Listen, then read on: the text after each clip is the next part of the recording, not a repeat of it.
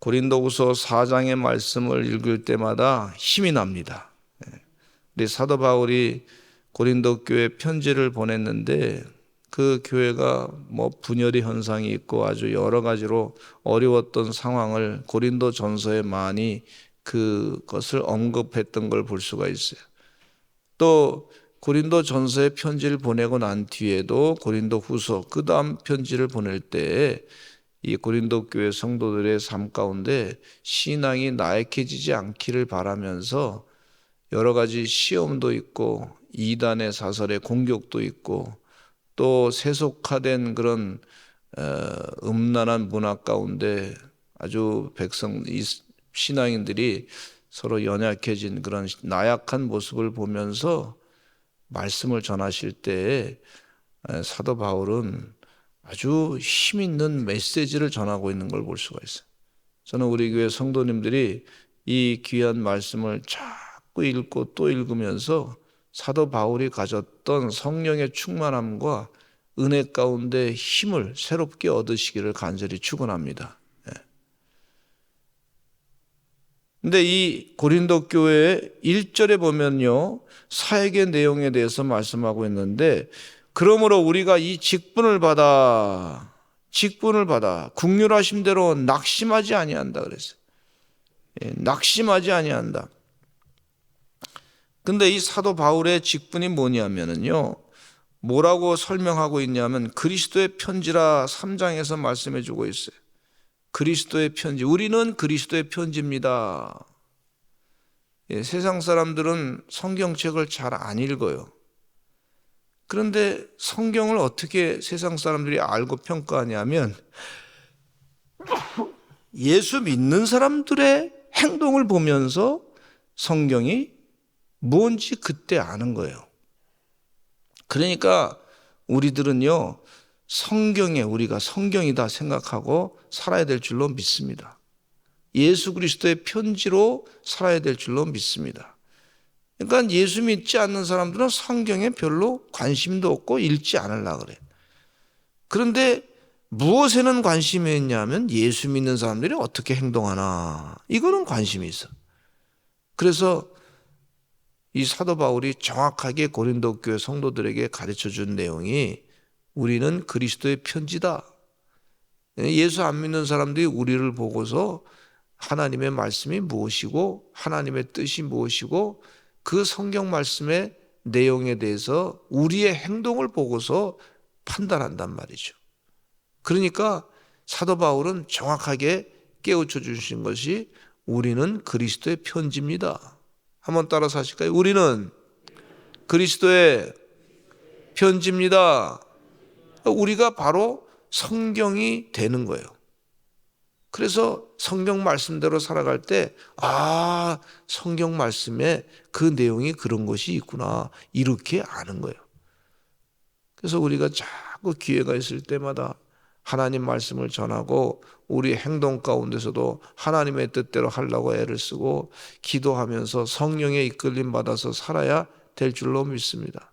또 우리의 직분이 뭐냐면 우리는 그리스도의 향기다 그랬어요. 향내가 나는데 그리스도의 향기를 자꾸 드러내는 그런 삶을 사는 것이 우리의 직분이다. 내가 사는 것이 아니고 우리 그리스도가 삽니다. 영광을 자꾸 그리스도께 돌리고 살아가는, 나는 죽고 그리스도가 살고 그렇게 살아가는 삶이 우리의 직분이고 우리의 직분은 복음을 전하는 것이다. 복음이 뭐냐면 예수님께서 우리 죄를 다 사해 주시고 우리를 죄악에서부터 건져 주셨습니다. 이게 기쁜 소식이에요. 영생의 기쁜 소식을 전하는 것이 바로 우리의 삶인 것을 볼 수가 있습니다. 주의 은혜 가운데 이 그리스도의 직분을, 거룩한 직분, 하나님께서 우리에게 영원한 그 생명 되신 직분, 복음의 직분을 주셨다고 하는 것에 대해서 아주 기쁘게 여기고 하나님께 영광 돌리고 찬양 돌리고 살아가시는 우리 서산제일감리교 성도님들 되시기를 간절히 축원합니다. 복음의 직분이요, 아무나 직분을 맡기는 게 아니에요.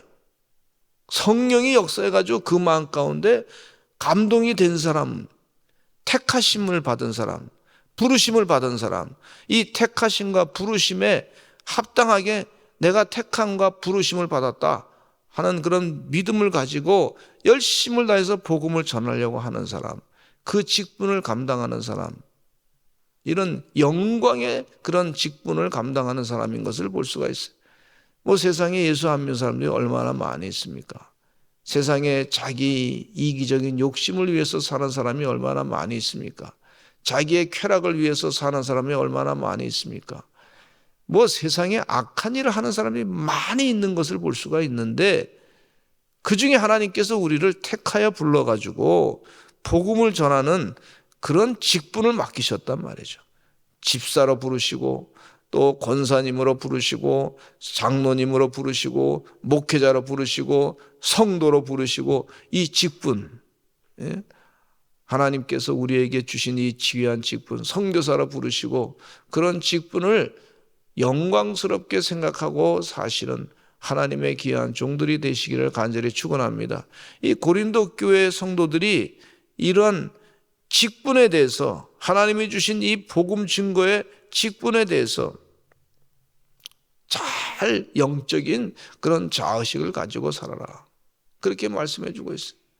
우리가 이 땅에 살지만요, 이 분명한 자기의식이 있어야 돼. 자기 정체성이 있어요. 나는 왕 같은 제상입니다. 하나님의 일을 맡아 감당하는 사람입니다. 이 자기 정체성을 자꾸 깨닫는 사람들이 얼마나 소중한지 몰라요. 사도 바울은 편지를 보낼 때마다, 서신서를 보낼 때마다 나는 그리스도의 은혜 가운데 복음을 전하는 그런 직분을 하나님께서 맡아서 감당하게 하는 사도로 부르심을 받은 사람입니다, 이렇게 분명하게 자기 정체성을 말하고 있는데, 우리 교회 성도님들도 그런 영적인 자세를 가지시고 자기 정체성을 분명히 가지고 사시기를 간절히 축원합니다. 여러분, 우리가 영적인 열매는요, 벌써 우리 마음속에서부터 출발하는 걸 볼 수가 있어요. 내가 하나님의 부름받은 사람입니다. 내가 하나님의 일꾼입니다. 내가 이 직분을 영광스럽게 생각합니다. 그런 사람과 아유 뭐 돈이 나와, 무슨 뭐가 나와, 뭐 이러면서 우습게 생각하는 사람하고 차이가 있는 것을 볼 수가 있지 않습니까? 학교 다닐 때도 보면은 어떤 학생들은 이 공부를 내가 정말 사명감 가지고 열심히 해야 되겠다 하는 사람은 결과가 참 좋아서 자기 삶 가운데 정말 필요한 직장으로 잘 가는 경우가 많이 있는 것을 볼 수가 있는데, 어떤 학생들은 학교 다니면서도 보면 그냥 이게 그냥 주어진 거다 생각하고 말이죠. 뭐 우습게 생각하고 가볍게 생각하고, 선생님 하시는 말씀도 우습게 생각하고 가볍게 생각하고 뭐 나중에 하면 되지. 절대로 그러면요, 사람이 태도가 참 중요한 걸 볼 수가 있어요. 우리 믿는 자는 그리스도의 부름을 받은 사람으로서 영적인 바른 직분에 온전히 그 직분을 감당하기 위해서 애쓰시는 하나님의 귀한 종들이 되시기를 간절히 축원합니다. 그런데 이 직분을 감당하고자 할 때 힘들게 하는 경우가 있어요. 그럴 때에도 이 사도 바울이 권면하신 말씀이 뭐냐면 낙심하지 아니한다 그래요. 낙심하지. 이 낙심하지 아니한다고 하는 말을 참 많이 사용하고 계시는데, 8절에도 보면은 우리가 사방으로 우겨싸움을 당하여도 쌓이지 아니하며 답답한 일을 당하여도 낙심하지 아니하며, 주의 복음은 이런 말씀인데, 세상의 정치를 바라본다든지 권력자를 바라보면 주의 복음과는 전혀 관계없는 일을 하고 예수 믿는 사람들을 자꾸 핍박하니까 우리가 낙심될 때가 많이 있는 걸 볼 수가 있어요. 그러나 이 사도 바울은 낙심하지 아니하며, 한번 따라서 하시죠. 낙심하지 아니하며. 그리고 16절에도 또 그와 같은 말씀하고 있는데, 그러므로 우리가 낙심하지 아니하노니. 여러분, 믿음 생활 감당하다가 시험에 들어서 낙심할 때가 있어요. 있단 말이에요. 뭐 경제적으로 힘들 때, 혹은 인간관계가 좀 힘들어질 때, 내가 생각대로 안 될 때, 또 무슨 말을 했는데 상대방이 이상하게 오해할 때, 이게 뭔가, 이게 왜 이러지? 이런 상황이 벌어질 때 우리 신앙생활 하면서도 낙심될 때가 있어요. 시험이 올 때가 있어요. 그럴 때에도 낙심하지 말라고 말씀해 주고 있어요. 선한 일을 우리 속에서 시작하신 이가 그 때가 되면 그 선한 일을 다 이루실 것입니다 하고 믿음을 가지고 살라고 그렇게 권고하고 있는데, 낙심하지 않는 것이 참 소중한 일입니다. 기도하다가도 낙심하지 말고 계속하시기를 간절히 축원합니다. 또 하나님의 복음을 증거하다가도 낙심하지 말고 계속해서 복음을 전하시기를 간절히 축원합니다. 영적인 선한 일을 감당해 나갈 때에도 낙심하지 말고 계속해서 그 일을 직분을 잘 감당하라고 권고하고 계신 것을 볼 수가 있어요. 그런데 이 말씀 가운데 보면은요, 이 낙심하는 이유 가운데 4절에도 보면은 이 세상의 신이 믿지 아니하는 자들의 마음을 혼미케 하여, 그러니까 이 세상에 악한 신들의 일이 있단 말이에요. 그 혼미하게 그리스도의 영광의 복음의 광채가 비치지 못하게 한다. 그러니까 이 영적인 전쟁을 지금 치르고 있는데, 그 영적인 전쟁에서 우리가 때로는 직분을 감당할 때 마귀가 세 보이는 것처럼 보일 때가 있지만, 그러나 낙심하지 말라는 거예요. 현실 가운데 그런 현상이 일어난다는 거예요. 주의 은혜 가운데 낙심하지 말고 끝까지 복음을 잘 전하는 그 성도들 되시기 바랍니다. 고린도 교회 성도들에게 권면하는 메시지인데, 바로 지금 이 시대에 우리에게 주시는 주님의 메시지일 수도 있단 말이죠. 지금 세상이 여러 가지 이상한 사상이 들어가지고 말이죠. 주사파로 인해 가지고 공산주의 주사파, 아주 이단 사설 이런 것들이 많이 퍼치고 있는데, 그럼에도 불구하고 낙심하지 말고 그리스도의 복음을 잘 전하기를 간절히 바랬던 것을 볼 수가 있는데, 그렇게 그 일을 감당하시는 하나님의 종들이 되시기를 간절히 축원합니다. 그러면서 예수 그리스도의 얼굴에 있는 하나님의 영광을 아는 빛을 우리 마음에 비추셨다 그랬어요. 그러니까 우리가 예수 그리스도를 온전히 바라보고 하나님의 영광을 바라보고 소망 가운데 그렇게 살라고 권고하고 계신 것을 볼 수가 있어요. 존 웨슬리 목사님은 신앙의 단계 가운데 마지막 단계가 그리스도인의 영광이라고 말씀해 주고 있어요. 처음에는 죄에서부터 회심해가지고, 그리고 성화의 단계를 거쳐서 그리스도인의 완전한 단계를 거쳐서 그 다음에 영광의 자리에 들어간다 그랬는데, 마찬가지로 이 사도 바울이 이 그리스도의 영광의 자리가 우리에게 주어졌다고 분명히 말씀해 주고 있으니까, 직분을 잘 감당하셔서 그리스도의 영광에 온전히 참여하시는 우리 귀한 서산제일 감리교 성도들 다 되시기를 간절히 축원합니다. 영광일세, 영광일세, 내가 누릴 영광일세, 그리스도의 영광의 자리에 들어가는 하나님의 종들이 되어야 될 줄로 믿습니다. 지금 그 말씀하시는 거예요. 내가 누릴 영광, 우리가 누릴 영광이 있습니다. 그리스도로 말미암아 예수님을 바라보니까 그 얼굴에 빛의 광채가 나는데, 하나님이 주신 영광의 그 삶이 있습니다. 7절에 보니까 우리가 이 보배를 질그릇에 가졌다 그랬어요. 우리는 질그릇 같은 존재예요. 그런데 이 질그릇 같은 존재지만 예수님이 그 안에 있으니, 그러니까 이 귀한 분이 계셨으니 우리는 절대 낙심할 일이 없습니다. 이렇게 말씀해 주고 있어요.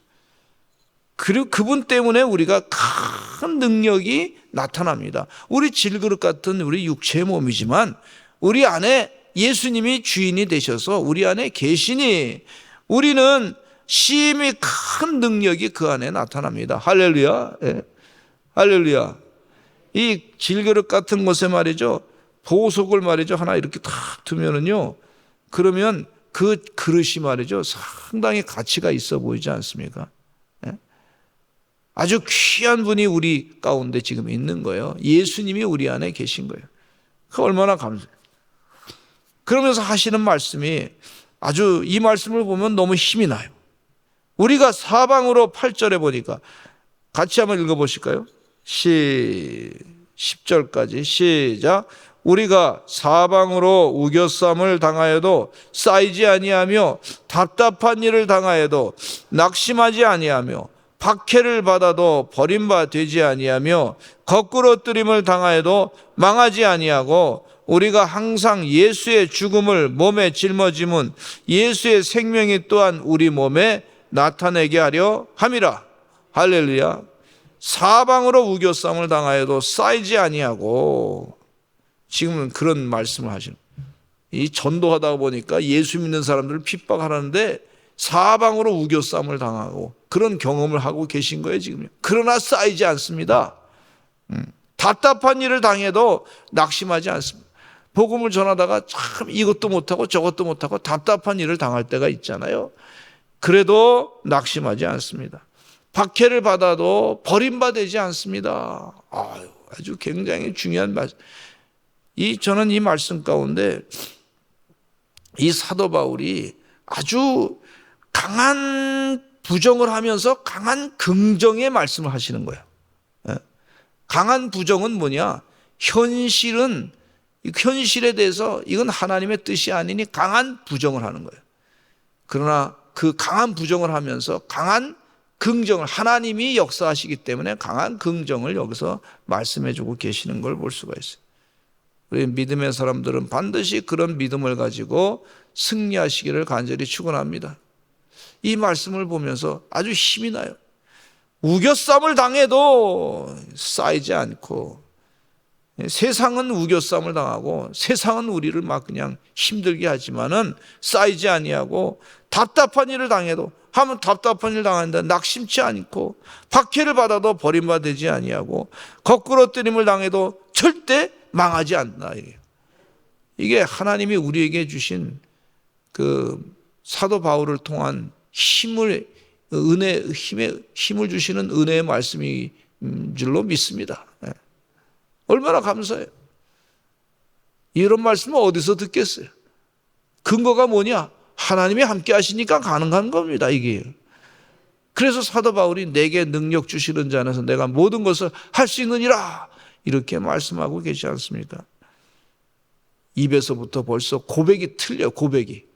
우리 서산제일감리교 성도들은 입술에서부터 고백을 하나님의 말씀대로 고백하시면서 그 말씀이 그대로 이루어지는 영적인 체험의 삶을 사시기를 간절히 축원합니다. 할렐루야.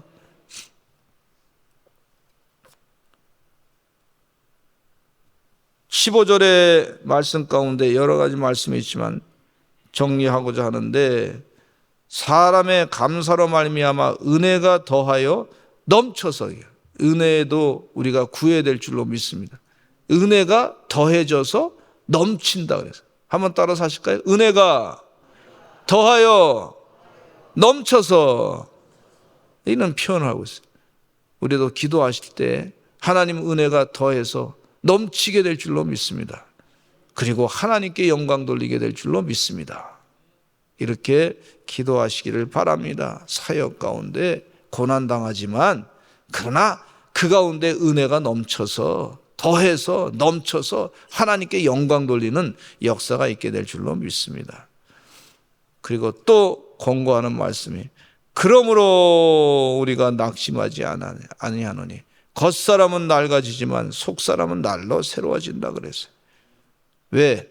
18절의 말씀에 보니까 우리가 주목하는 것 때문에 그렇습니다. 주목하는 것은 보이는 것이 아니요 보이지 않는 것이니, 보이는 것은 잠깐이요 보이지 않는 것은 영원함이로다. 영원한 영광을 바라보며 그것을 주목하니까 낙심할 이유가 없다. 현실을 바라보면 낙심할 수도 있어요. 그러나 거기에 우겨쌈을 당하지 않는다. 왜? 우리가 주님을 바라보고 영원한 것을 바라보고 영원한 영광을 바라보기 때문에 이런 일이 벌어진다. 낙심하지 않는다. 그렇게 말씀해 주죠. 오늘도 새벽을 깨어 주님 전에 나오신 줄로 믿습니다.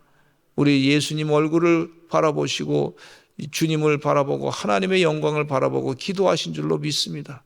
귀한 주의 종들은 낙심하지 아니하고 포기하지 아니하고 기도하고 전도하고 생명의 말씀을 전하는 하나님의 귀한 종들, 소망을 늘 가지시고 살아가시는 하나님의 귀한 기도의 용사들 될 줄로 믿습니다. 우리 주여 많이 하시고 통성으로 기도하겠습니다. 하나님, 우리에게 은혜가 더해지고 은혜가 넘치게 하여 주실 줄로 믿습니다. 하나님의 영광을 드러내게 하여 주시옵소서. 우리 다 같이 주여 많이 하시고 통성으로 기도하겠습니다. 주여